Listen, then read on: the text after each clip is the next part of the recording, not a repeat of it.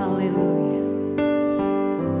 Oh Yesus, takkan kau lupakan diriku. Kau ingatku adalah debu, tetapi kau meninggikannya di hadapan malaikatmu. Takkan kau hapuskan namaku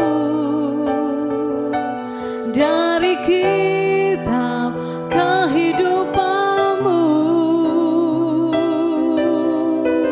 Kau tak mau mengakuinya di hadapan Bapa.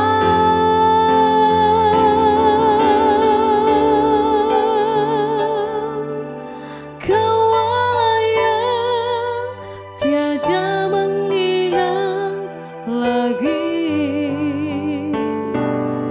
segala kesalahanku yang telah Engkau ampuni.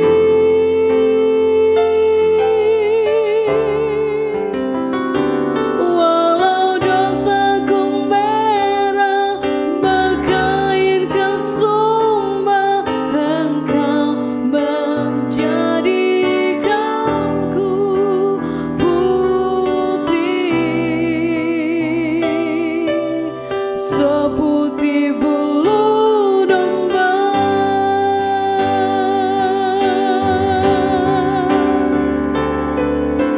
Kau Allah yang tiada mengingat lagi segala kesalahanku yang telah Engkau ampuni.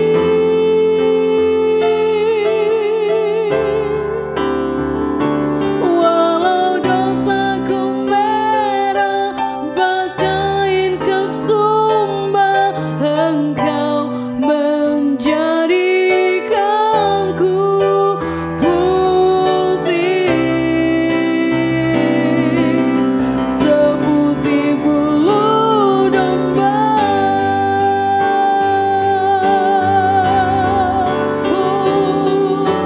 Kau Allah yang tiada mengingat lagi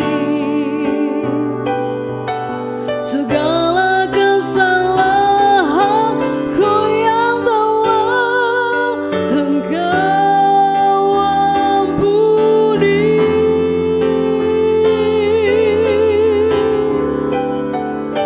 Walau dosaku merah berkain kesumba, Engkau menjadikanku putih seputih bulu domba.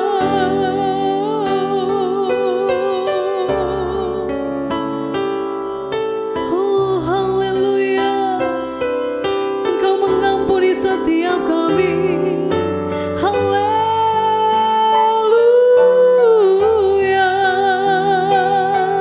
Engkau begitu mengasihi kami Tuhan, Engkau begitu mencintai kami. Haleluya,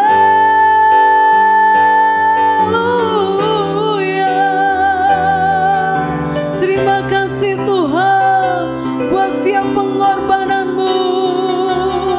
Haleluya, buat setiap kasih-Mu Tuhan. Haleluya Jesus, karya keselamatanmu Tuhan. Haleluya.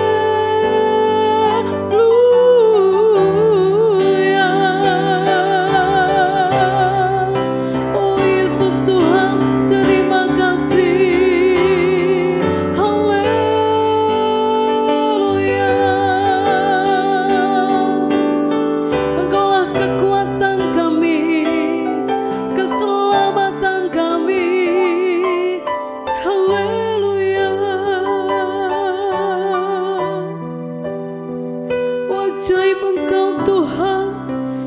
kasih buat cintamu. Haleluya,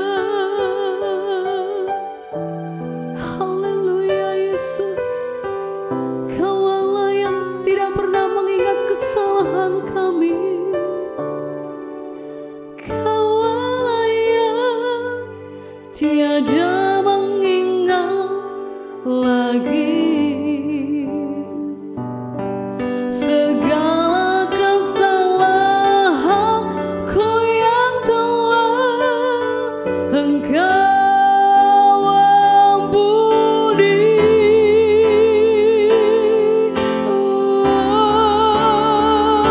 Walau dosaku merah bagaikan kesumba, Engkau menjadikanku putih seputih bulu domba. Mujizat Kau Allah yang tiada mengingat lagi segala kesalahanku yang telah Engkau ampuni.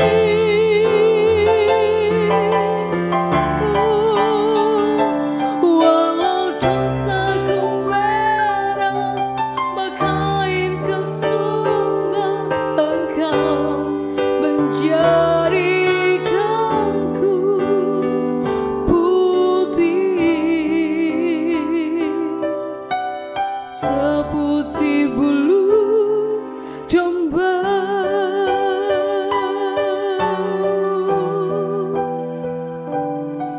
Putih seputih bulu domba.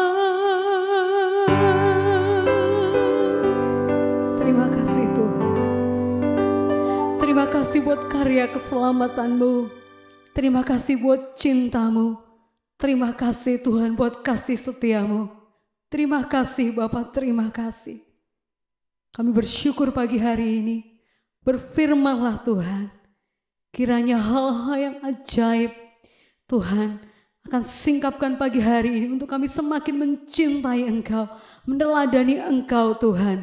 Kami rindu Tuhan, hidup kami terus dan terus naik dan naik Tuhan bersama dengan Engkau. Terima kasih Yesus memberkati hamba-Mu.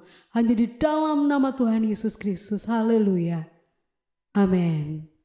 Shalom Bapak Ibu, sudah dikasih Tuhan. Hari ini kita akan belajar bersama-sama di dalam Ibrani 15 ayat 19 sampai 22. Dan tema hari ini akan saya beri judul Hidup di dalam Hadirat Tuhan. Ibrani 15 ayat 19 sampai 22. Demikian bunyi firman Tuhan. Jadi saudara-saudara, oleh kemurahan Yesus kita sekarang penuh keberanian dapat masuk ke dalam tempat kudus, karena Ia telah membuka jalan yang baru dan yang hidup bagi kita melalui tabir, yaitu dirinya sendiri. Dan kita mempunyai seorang imam besar sebagai kepala rumah Allah. Karena itu marilah kita menghadap Allah dengan hati yang tulus ikhlas dan keyakinan iman yang teguh. Oleh karena hati kita telah dibersihkan dari hati nurani yang jahat, tubuh kita telah dibasuh dengan air yang murni. Saudara dikasih Tuhan, kalau kita berbicara mengenai hadirat Tuhan, saudara, itu berbicara mengenai kehadiran Tuhan dalam kehidupan kita. Dan kalau kita mengacu di ayat ini, saudara, dikatakan hanya oleh darah Kristus kita itu memperoleh keberanian yang penuh untuk dapat masuk ke tempatnya yang kudus. Kalau pada waktu zaman dahulu, saudara, zaman perjanjian lama, orang yang mau menghadap ke Tuhan itu tidak bisa langsung menghadap sama Tuhan. Dia harus melalui berbagai macam hal yang harus dia kerjakan. Dia harus menyucikan dirinya, yang membasuh hidupnya di dalam sebuah kolam penyucian. Kemudian dia harus membawa kurban untuk dipersembahkan kepada Tuhan, dan itu pun tidak bisa dia langsung persembahkan sendiri. dia harus melalui perwakilan, yaitu melalui imam. Dan mereka tidak boleh masuk berjumpa dengan Allah, karena kalau berjumpa dengan Allah itu pasti akan mati. Demikian juga dengan kehidupan seorang imam. Ketika dia tidak kudus, maka ketika dia masuk ke ruang Maha Kudus, kalau dia tidak kedapatan kudus, dia juga akan mati. Jadi begitu susahnya orang pada waktu itu untuk berjumpa, untuk mengalami Tuhan. Tetapi satu hal yang luar biasa, ketika Tuhan Yesus mati buat setiap kita, dikatakan kita diberikan hak untuk menghadap Tuhan, menghadap ke tempat kudusnya, karena Tuhan sudah menyediakannya bagi kita melalui korban darahnya di atas kayu salib. Saudara, di dalam hadirat Tuhan itu kita bisa memiliki pengenalan yang benar akan pribadi Tuhan. Jadi bukan sekedar asumsi atau apa kata orang, tetapi kita bisa benar-benar menikmati akan kasih Tuhan. Ya. Di dalam hadirat Tuhan kita juga bisa semakin mengerti akan rahasia hatinya. Di dalam hadirat Tuhan ada kekuatan yang baru. Di dalam hadirat Tuhan ada pertolongan. Ya, di dalam hadirat Tuhan ada hal-hal yang luar biasa. Coba kita buka bersama-sama di dalam Ibrani pasalnya yang keempat, saudara. Ayatnya yang ke-16. Demikian bunyi firman Tuhan. Sebab itu marilah kita dengan penuh keberanian menghampiri tahta kasih karunia, supaya kita menerima rahmat dan menemukan kasih karunia untuk mendapat pertolongan kita pada waktunya. Jadi di dalam hadirat Tuhan kita itu akan mendapatkan pertolongan daripada Tuhan. Lalu bagaimana caranya supaya kita bisa menjaga hadirat Tuhan ada dalam kehidupan kita? Yang pertama yaitu dengan tinggal di dalam Tuhan atau melekat kepada Tuhan. Coba kita buka bersama-sama di Injil Yohanes pasalnya yang ke-15 ayatnya yang ke-4 sampai dengan ayat yang ke-7. Dengan cepat akan saya baca. Tinggallah di dalam aku dan aku di dalam kamu, sama seperti ranting tidak dapat berbuah dari dirinya sendiri kalau ia tidak tinggal pada pokok anggur. Demikian juga kamu tidak berbuah jikalau kamu tidak tinggal di dalam aku. Akulah pokok anggur dan kamulah ranting-rantingnya. Barang siapa tinggal di dalam aku dan aku di dalam dia, ia berbuah banyak. Sebab di luar aku kamu tidak dapat berbuat apa-apa.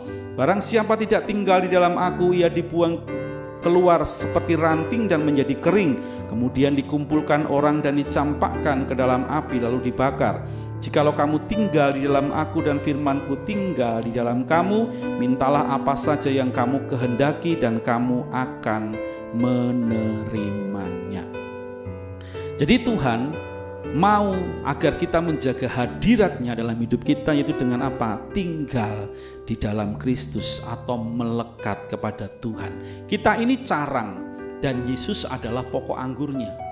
Saudara, carang tidak mungkin bisa menghasilkan sesuatu, carang tidak mungkin bisa hidup kalau dia tidak menempel pada pokok anggur. Kita itu ranting, ya dikatakan ranting.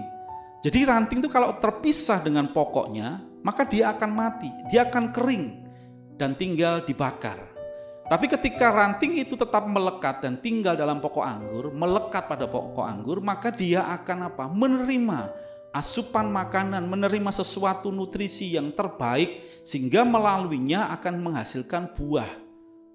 Dan buahnya pasti luar biasa.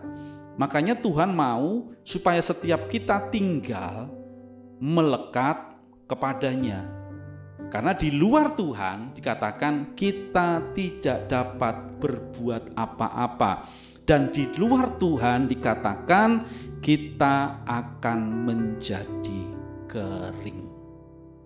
Untuk itu mari bagaimana kita bisa menjaga hadirat Tuhan dalam hidup kita, yaitu dengan tinggal melekat di dalam Kristus. Lalu yang kedua, saudara, bagaimana kita bisa menjaga hadirat Tuhan dalam kehidupan kita, yaitu kita mengalami kematian daging dengan cara apa? Hidup di dalam pertobatan dan rela menyerahkan kehendak bebas kita. Kita lihat Mazmur 51 ayat 19. Korban sembelihan kepada Allah ialah jiwa yang hancur, hati yang patah dan remuk tidak akan kau pandang hina, ya Allah. Sudah dikasih Tuhan, jiwa yang hancur itu berbicara mengenai merendahkan diri kita di hadapan Tuhan. Jiwa yang hancur itu berbicara kita sedang berdoa dan mencari wajah Tuhan, lalu berbalik dari jalan yang salah, yang jahat, dan hidup di dalam pertobatan. Jadi kita tinggal di dalam pertobatan. Pertobatan itu artinya kita itu berbalik 180 derajat dari hidup kita yang lama untuk kita memiliki kehidupan yang baru, melangkah di dalam hidup yang baru. Pertobatan juga berbicara mengenai apa? Renewal mind atau pembaharuan pikiran. Pikiran kita perlu diperbaharui, pikiran kita perlu digantikan, pikiran kita perlu diciptakan baru menjadi pikiran Kristus. Karena seringkali pikiran kita adalah pikiran dosa, pikiran yang membawa kita kepada dosa. Apa yang kita pikirkan pasti akan menjadi perkataan kita. Apa yang kita katakan akan menjadi tindakan kita, dan apa yang kita lakukan secara terus-menerus itu akan menjadi karakter kita, tabiat kita. Sehingga kalau itu terjadi dalam hidup kita, tergantung apa yang kita pikirkan. Kalau kita berpikir sesuatu yang benar, yang baik, yang sesuai dengan kehendak Allah, pasti hidup kita akan luar biasa. Tetapi sebaliknya, seandainya yang ada dalam pikiran kita sesuatu yang tidak benar, pastilah endingnya adalah sebuah kebinasaan. Untuk itu Tuhan mau bagaimana kita bisa menjaga hadirat Tuhan dalam hidup kita, yaitu tinggal dan menghidupi pertobatan kita. Mengalami pembaharuan pikiran senantiasa, dan hidup kita ada dipenuhi oleh pikiran Kristus. Ya, dua hal itu saudara, bagaimana kita bisa hidup dalam hadirat Tuhan, yaitu yang pertama tinggal dalam Kristus, melekat kepada Tuhan, dan yang kedua adalah mari miliki dan hidup di dalam pertobatan yang sejati dengan meninggalkan kehidupan kita yang lama dan berjalan di dalam terang Tuhan. Demikian firman Tuhan, kiranya menjadi rema buat setiap kita dimanapun berada, dan Tuhan Yesus memberkati.